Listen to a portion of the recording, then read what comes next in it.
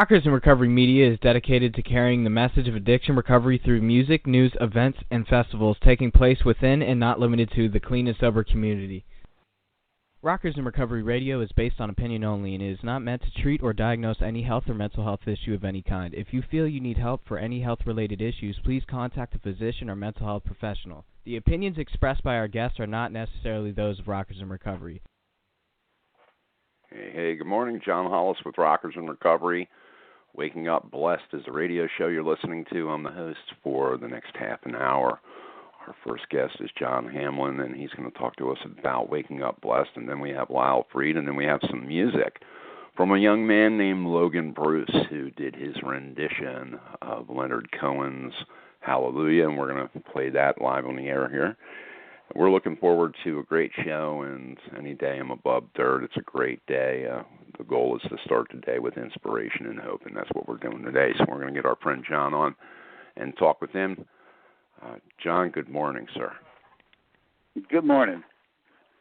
It's always a pleasure to talk to you. We've had some great conversations in the past on the phone, and you have a true heart of helping others, and most importantly, have a true help of staying in a path of good deeds and love, and that's a cool thing about you, John. Tell us about Waking Up Blessed. What does it mean to you? Well, to me, it's all compared to my old life, and that's the part that amazes me every day, and that's the part where I really notice the grace, and when I wake up and I watch the sun come up, and I realize I'm not where I was. I'm not in a crack basement, in a basement in a crack house. I'm not, if I can, just speaking bluntly, I went from being homeless to without any kind of a God in my life to being anything but homeless and having an amazing spiritual relationship with God, and just every day is just totally different. It's a blessing. It's a blessing. I mean, everything was it from. What was it for you that it ended, John? I apologize. I'm sorry, what? No, I was saying, when did that end for you? Because I want people to understand that you've been around for a while. I mean, I think you came in. It ended 18 years. Well, I have 13 years that I have, but it took me 18 years to get 13. So, okay. To where I can say it's all, absolutely clean and sober. And so there was a couple of laugh days. Sometimes you find out your bottom has a basement. Oh, absolutely. And what you were saying, I didn't mean to interrupt you, but I wanted people to understand that you've been, this is something that you've been walking and doing for a length of time. This isn't something you just started yesterday. Right. Definitely. And when I say the 18 to get 13, during that time of not understanding certain things and not following the really great leaders that were put in front of me, guys that could just show me how to live a better life. It was always me saying, hey, wait a minute, yeah, I'll accept this and I'll accept that, but this is not true for me. And then finding out they were right, it was absolutely true for me. About lifestyle and about doing the next right thing. You were talking about your life in spirituality. What does that look like for you in Waking Up Blessed? How does your day start out for you? I'm religious about this. I get up every morning at around 5:30. My house is second story. It faces east, overlooks a pond and a pasture, horses, and then an 18,000 acre forest. And so I get up every morning and watch the sun come up. I listen to music, and it's kind of a meditation thing. When the sun starts to go through the trees, it creates several beautiful beams of sunlight as it hits the pond, and I do that for about an hour and a half. Honestly, hour and a half. Let's listen to music and meditate, and then I go out on the upper deck and I have my conversation with God, about what His will for me today would be, and then I stay in His will, and then I do what it is that He'd have me do, say what He'd have me say. Not my will. I know where my will gets me. So, it's a very cool connection. It is, for me. it's amazing because I really do feel presence, You've come a long way in your recovery. I mean, for somebody that was destitute and on the streets, you now own a huge company, but most importantly, you have a huge heart and you give back immensely. And one of the things that I've always believed is that if you're blessed, you give back and it comes back. And you don't do it with that intention, but it always happens that way. And, one of the things that I wanted to find out from you is, how does it feel to be in the position that you're in today and be able to help others? It's the greatest part of the gift. I mean, next to being, I got clean and sober, and that just moved everything out of the way. And so it really was a clean, fresh start. And I got to say, what do I want to do with this? I always say it like this, when I was younger and you got a dollar bill in your Christmas card from Grandma, and you look at your brother and you go, what are you going to do with your dollar? So I looked at it and I said, what am I going to do with this sobriety? What am I going to do with all this really cool new awakening and fresh, clean slate? And I did get into philanthropy, and it was, again, I believe I was guided there. I know I was guided there, and it is probably the most rewarding thing that I get to do, that I'm lucky enough to get to do. A lot of people say this, and I think that they don't quite get it, or people don't quite get it when you say you get from giving. You started down that road. That's an absolute truth, almost to the point where you don't want to admit it because it almost feels like, hey, I'm doing this because I know I'm going to get back tenfold. But I'll tell you what, man, every time I've stretched myself in the world of philanthropy where I've said, man, I really don't have the money to do that, but I'm going to go for it. I'm going to bite off that chunk. I'm going to do it. It's always come back to me in tenfold. I don't do it with that intent, like you said, but it's just faith and going out and helping others and understanding that, the opposite of love is not hate. The opposite of love is indifference. And, not being indifferent to your fellow man compared to where I was, that's a complete, total change of my total being. Wow. Make sense? Absolutely. Absolutely. Do you feel that, and you were talking about it, I mean, the cup's full. So if the cup's full, we have faith, and God keeps the cup full. So even in those times that you're saying, oh, now I'm going to do this, it always ends up working out. Everything works out, and in the end, your cup stays full so you can help the next situation. Right. Absolutely. And it's funny because I thought it was only something that was happening for me, that, I had this little secret. And then I found out from one friend and then another friend and then another friend that they're in the exact same position. That, their wives would look at them and say, we don't have it. You can't do that. And he forged, I'm speaking of one friend in particular, forged ahead anyway, and the same thing would happen. And when I heard that, again, I'm not unique, that this is in play for a lot of other people, it kind of surprised me because, again, I thought it was, this is really weird. Every time I reach out to try to help, something miraculous happens in my life.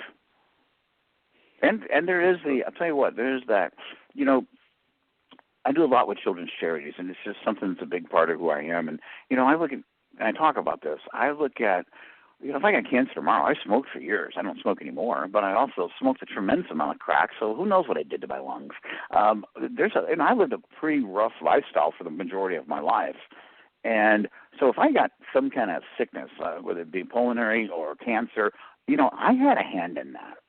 I really did. I have to own up to that and say, John, you lived a rough life. You made some very poor choices. I look at children, you're a kid born with leukemia or AIDS, they are truly innocent. They really did not have a hand in it, and so I really lean towards that. I love Make-A-Wish, Camp Buggy Creek for children.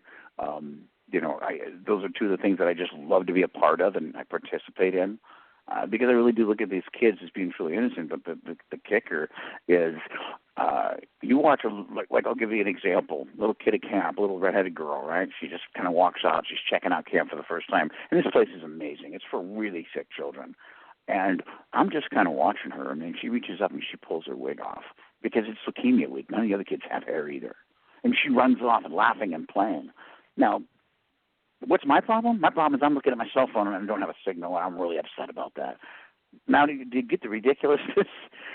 That's my problem. That's my issue. That's got me sideways, that I don't have a cell signal. This little girl is slaying a dragon unlike any dragon I've ever slayed, and she's doing it with a smile on her face and love in her heart. And if there's not a lesson to be learned there, then I just needed to open my eyes. And it was a huge lesson.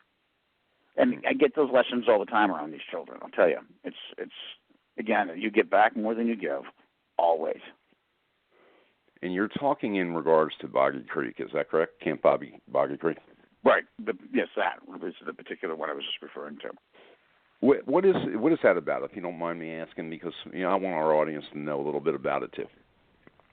Camp Boggy Creek is a camp that was started by Bruce Rossmeyer and General Schwarzkopf and Paul Newman, and it's for no child ever pays to go there. It's for really sick children, and we have an ER.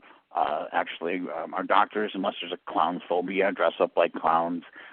We have a pool that you can swim with an iron lung. I mean, it's not only a great thing for the child because it's something they never get to do. They've been sick basically their whole lives, their whole short lives.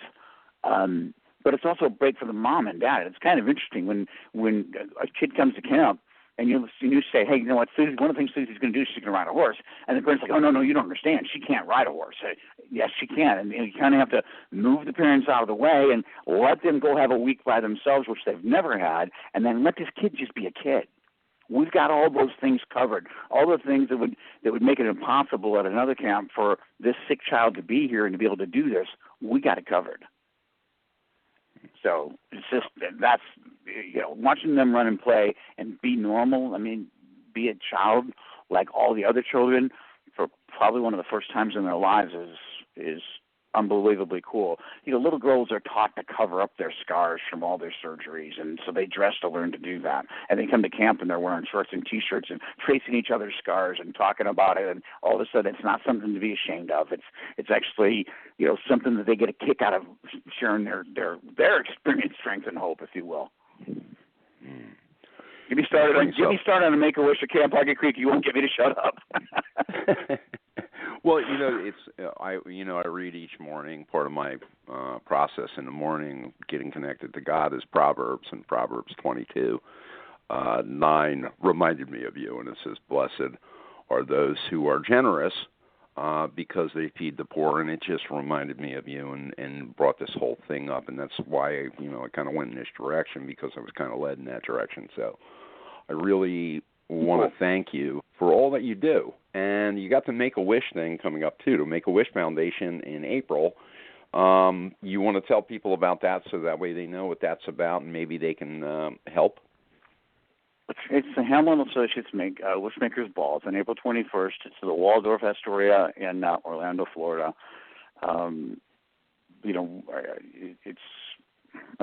It's about kids. It's about the innocent. And it's something we turned into a really amazing event. We have a little, as you know, nobody else knows, very few people know. We have a big surprise for our 1,200 guests. We raised over $1 million in 4 hours last year. We're shooting for 1.25 this year, we're going to make it something really, really special. We're going to keep growing it every year so that it kind of becomes that party in Orlando that everybody wants to go to. And some of the things that we're doing. We have a lot of surprises for our guests this year that they're unaware of to really take it to the next level. I will tell you this. About it because I want it to be a surprise. I want people that absolutely are it's going to be a huge surprise. Have a gift. Yeah, it's going to blow some minds. Yeah. So listen, John, we really, really and appreciate it. Thank you for helping me with that, by the way. And listen, man, thank you. You know how many times you've helped Rockers in Recovery. You are a true blessing to us. So anytime somebody reaches out and wants help, regardless if they help us or not, but in your case, you've always been there for us. I wanted to do everything I could to help the kids. No, thanks, man. I appreciate it a lot.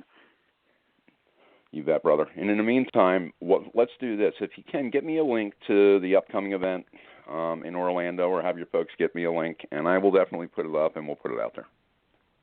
Right on, man. Thank you, and have a blessed day, okay? John, thank you for being on the show. You rock, brother. You too, my friend. I'll talk to you soon. Okay, bye-bye. John Hamlin, Hamlin & Associates, does a lot of great stuff around the state of Florida and around this country. Huge person with a huge heart. And I can just tell you that I was sitting here this morning listening to him, and I'm so grateful for my life and the life of my loved ones. And prayers goes out to all of the people that John helps, all the children that John helps. He's a great guy. We're going to bring on another guy. His name is Lyle Freed. This man is a lot like John in the fact that he helps. Matter of fact, we're going to talk about a couple of different things that are coming up. And Lyle, welcome to the show. Yeah, thanks for having me. You know, Lyle, I ask everybody the same question. It's a patent question. What's waking up blessed to you? How do you do it? Where do you go? What's your mornings like? You know, what is waking up blessed for you? Waking up blessed for me, first of all, means waking up alive and breathing, but recognizing that I have opportunities each day. I start my day out.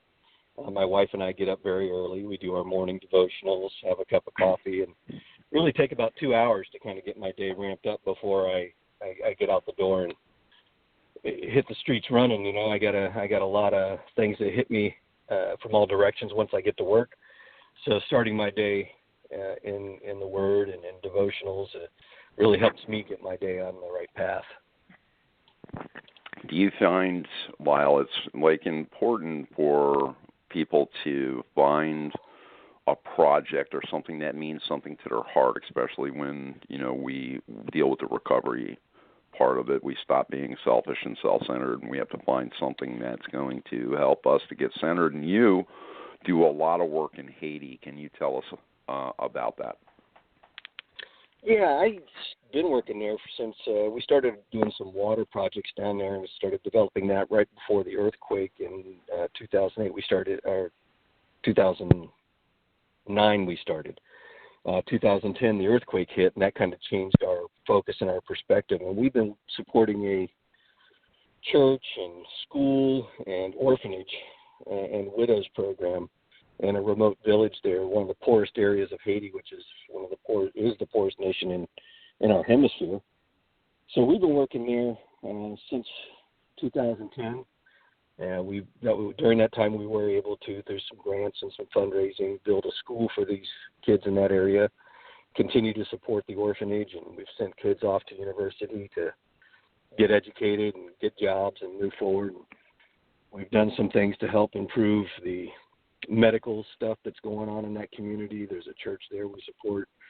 And so we go back, a few times a year and continue to watch them grow. It's a slow process. There's so much to be done in an area like that it sometimes feels like you're not. If someone else goes there, they don't see the progress if they come the first time. We see the changes over the last few years, and we see the progress, but we had one dentist had gone down and said it's just like you should just, burn everything down and start all over. It's so bad. But that's you see the joy in these kids' hearts. They play soccer in a rocky field barefoot, and they're having the time of their life. They play a game of jacks with a bunch of rocks, and they're just full of joy and happiness, and they love seeing us come, and we love seeing them, and we lift each other up.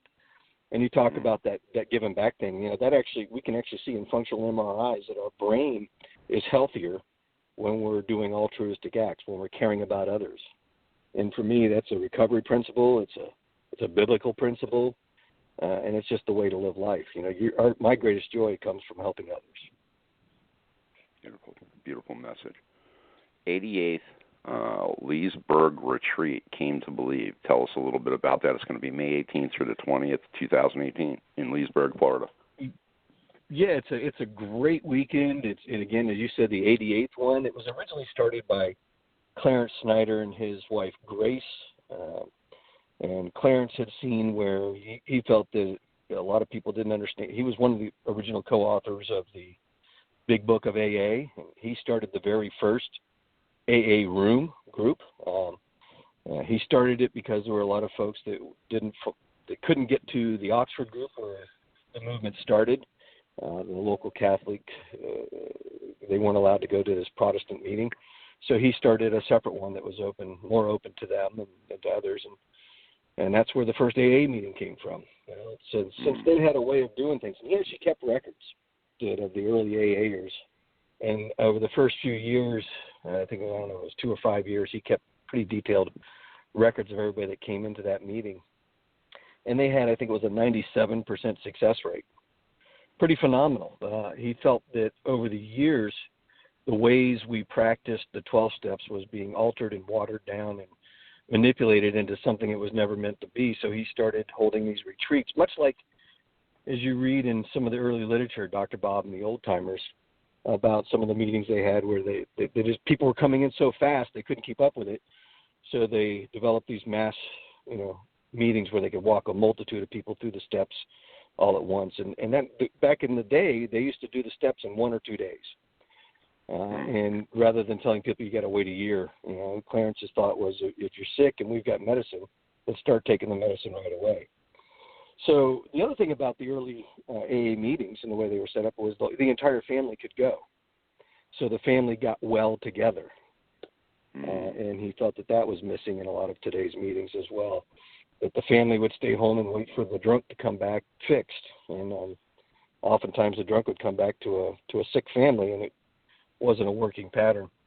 So with these retreats, you come in on a Friday, and there's breakout groups, and there's featured speakers, and the speakers are awesome. You've got people in there with 40, 50 years recovery. Some of Clarence's original sponsees are still part of it. My sponsor was sponsored by Clarence Snyder, and he's part of it. There's others as well. So you get a lot of the really deep roots of AA, and it's a spiritual awakening. They do have a focus on the spiritual component of the 12-step process and how it was done originally.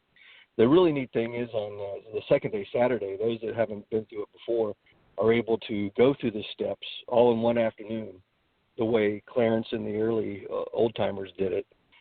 So you can sort of experience what they experienced and see what the differences are and understand what their intentions were. Clarence said that a lot of people are reading this and they forget that the we was us. There was a specific group of people. So when they talk about what we did, he would like to see more people understand what that really means. And so he's passed on, and some of his sponsees have picked it up and continue these retreats. It started there in Leesburg. They're now all over. They have them Bill W.'s house, and they have them during Founders Week. They have them in New York. They have them in all through the UK and Ireland and England, and Australia, and now in Spain, and Utah and Colorado and Minnesota and Wisconsin. They're all, New York, North Carolina. So it's a slowly growing movement. I would say the 88th, but it's now moved beyond the one location. But this is the original. It is the original location, and it's got some of the original folks still participating in it. So it's a really awesome time. This time coming up, we've got some featured speakers that bring some more to the mix. We got Tony Ray, who is a recovery rap artist, who's going to be there talking about his experience in recovery and sharing some of his music. We've got a few other folks coming in from all over the country to share their experience, strength, and hope with others. It's an amazing, I can tell you from experience, because Lyle invited me and Lori a few years back. It was about 4 years ago. And we went, and it was a really, really great retreat. And even for somebody like me, I'm going again this year, and I'm leaving the cell phone at home. I'm leaving the law at home. I just want to go and spend 3 quality days of just being. So I'm looking forward to it. And you can find out more about this at cametobelieve.org, and it's /Leesburg, Florida. But go to cametobelieve.org, and you can find out a whole lot of information. Lyle has dedicated his life to purposes like this. Not only does he bring, Lyle works, and of course is the founder of treatment program, and the Shores Treatment and Recovery out of Port St. Lucie. But he brings all his clients too, the ones that can go. And this is like the type of things that I know for me when I first came into the 12-step process and I went to my first meeting, they would come pick you up. They would say, hey, listen, this is our meeting. We're meeting at the diner. You meet us there and be there, or else we're coming to your house. I mean, that's how I got it. You know what I mean? So there's so much stuff that you do for the community as a whole, for your people that are you're stewarding into the recovery process. And you're a great guy, and we just thank you so much for what you give back to the community every day, Lyle. Well, thanks, and thanks to you too, because you share the truth and the word, and you're letting people know that recovery is possible, that it's real and available, and that means a lot. There's a lot of folks that can be encouraged from that, hearing that, you have made it through this, I've made it through this. I came from living in my car till my car was stolen, homelessness to where I am today. So there are blessings that come in recovery. You do have to put in the work, but when you do, there's rewards for it. Amazing message of hope. Lyle, love you big time. You can check Lyle love out. You too, brother. You can go to Lyle Freed, and it's at Rockers in Recovery, and you can chat with Lyle. He will talk to you. He's a very open man and very loving and genuine. So I am genuine, and I look forward to having you back on Waking Up Blessed in the future. And look forward to it. Look forward to seeing you in Leesburg. Yeah, it's going to be great, man. I'm looking forward to it. All right, brother. Good deal. Thanks for being on. Talk to you soon. We'll talk soon. All right.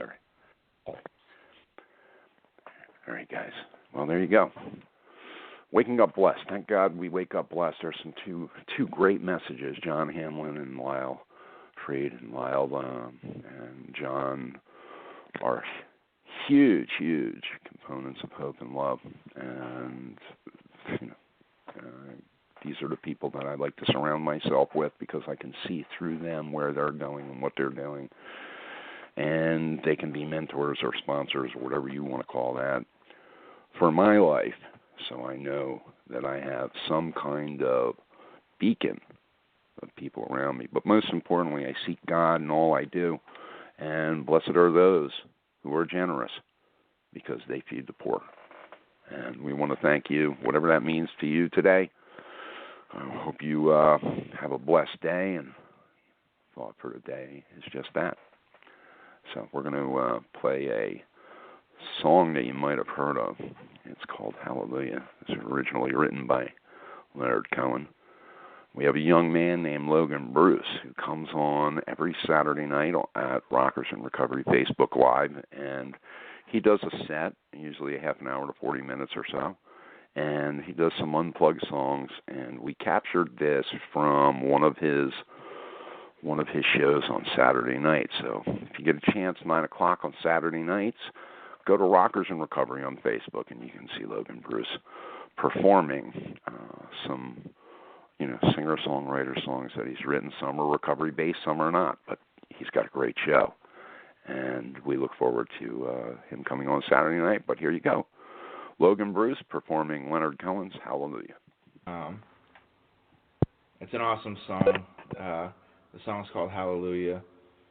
And I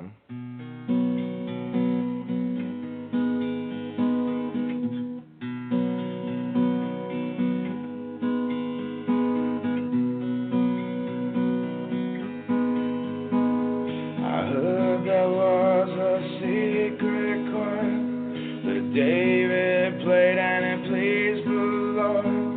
But you don't really care for music, do ya? It goes like this: the fourth, the fifth, the minor fall, and the major lift, the baffled king composing hallelujah, hallelujah,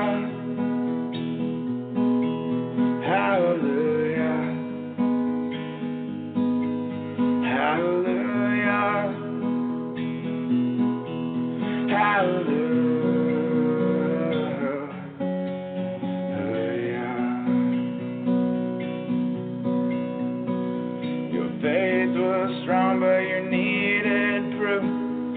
saw her bathing on the roof. Her beauty and the moonlight overthrew you.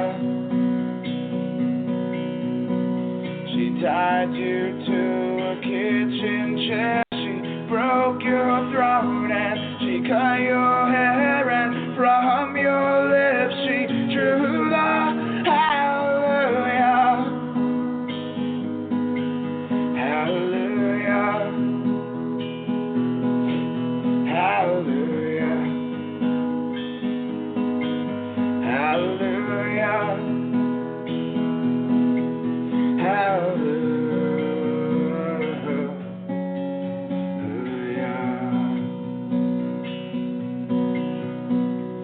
Maybe I've been here before.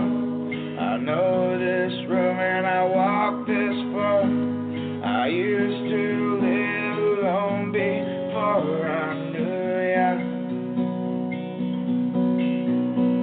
I seen your flag on the marble arch. Our love is not a victory march. It's a code.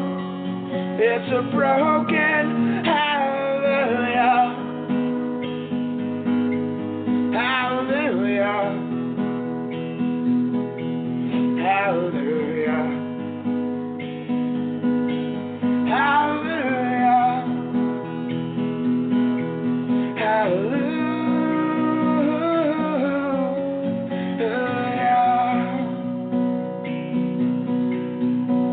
There was a time when you let me know what's really going on below, but now you never show that to me, do ya?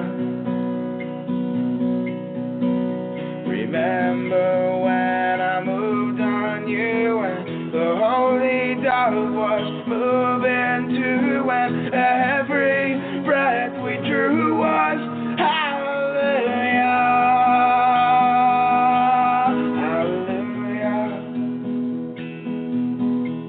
Hallelujah. Hallelujah. Hallelujah. Hallelujah.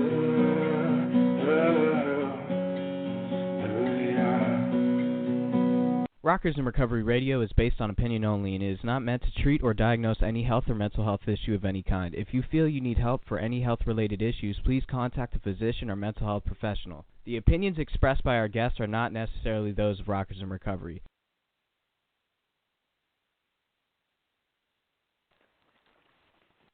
With Lucky Land Slots, you can get lucky just about anywhere. Dearly beloved, we are gathered here today to... Has anyone seen the bride and groom?